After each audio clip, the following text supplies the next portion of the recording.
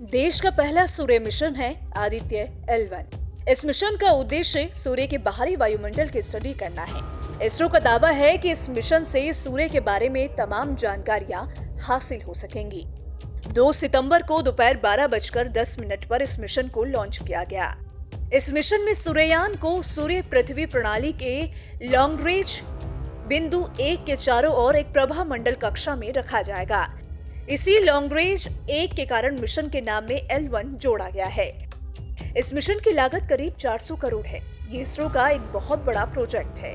चंद्रयान पर इसरो ने करीब 615 करोड़ खर्च किए थे। इसरो भारत की अंतरिक्ष एजेंसी है जिसका मुख्यालय कर्नाटक के बैंगलोर में है। 15 अगस्त 1969 को इसरो की नींव रखी गई थी। सूरज की सतह पर छिपे हुआ राज खंगालने के लिए श्रीहरिकोटा से आदित्य L1 रवाना हो गया।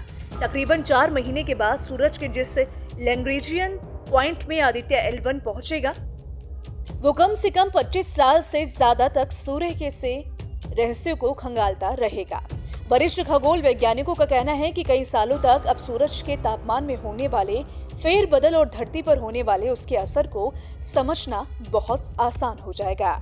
वहीं इसरो के इस महत्वपूर्ण मिशन पर अमेरिका, यूरोप और चीन की स्पेस एजेंसियों की निगाहें लगी हुई हैं।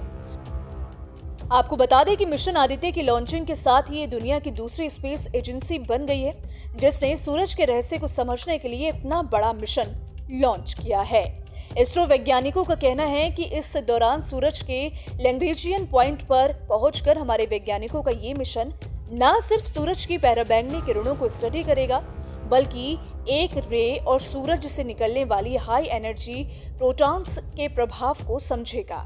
वो कहती हैं कि इस पूरे मिशन के दौरान वैसे तो 5 साल तक के प्रोग्रामिंग और इतने ही दिनों में मिलने वाली जानकारी के आधार पर समूची दुनिया के वैज्ञानिक अगले कई दशकों तक शोध कर सकते हैं, लेकिन सोहो मिशन के 28 साल बाद भेजे जाने वाले इस प्रोजेक्ट में ऐसी तकनीकी का इस्तेमाल हुआ है जो कि पुराने मिशन से भी कई साल ज्यादा काम कर रिसर्च को आगे बढ़ाता रहेगा।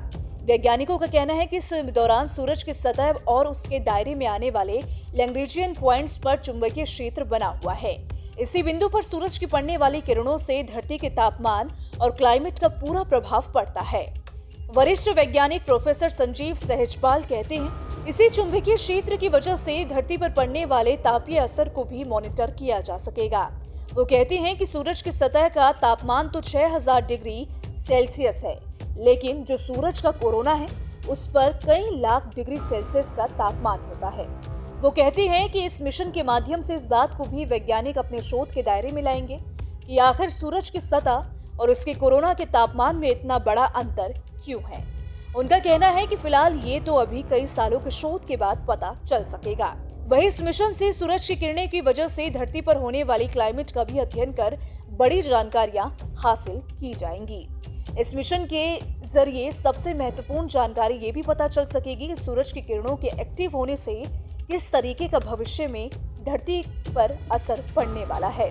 वरिष्ठ वैज्ञानिक प्रोफेसर सहजपाल कहते हैं कि सूरज की किरणों की वजह से धरती की मैग्नेटिक फील्ड पर पड़ने वाले असर को भी ये मिशन बारीकी से अध्ययन करेगा। उनका कहना है कि सूरज की किरणों का धरती की मैग्नेटिक फील्ड से टकराने पर बड़े बदलाव होते हैं।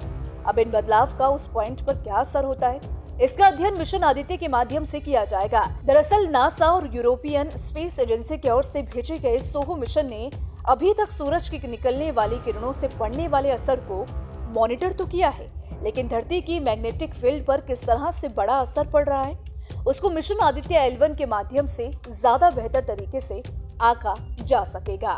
अब ऐसे में देखने वाली बात होगी कि चंद्रयान की तरह क्या सूर्ययान भी सफल होगा या फिर नहीं। लेकिन इस वीडियो को लेकर आप क्या सोचते हैं, आपकी क्या राय है, आप अपनी राय हमें कमेंट सेक्शन में जरूर बताइएगा। वीडियो पसंद आए तो वीडियो को लाइक शेयर करना बिल्कुल भी मत भूलिएगा।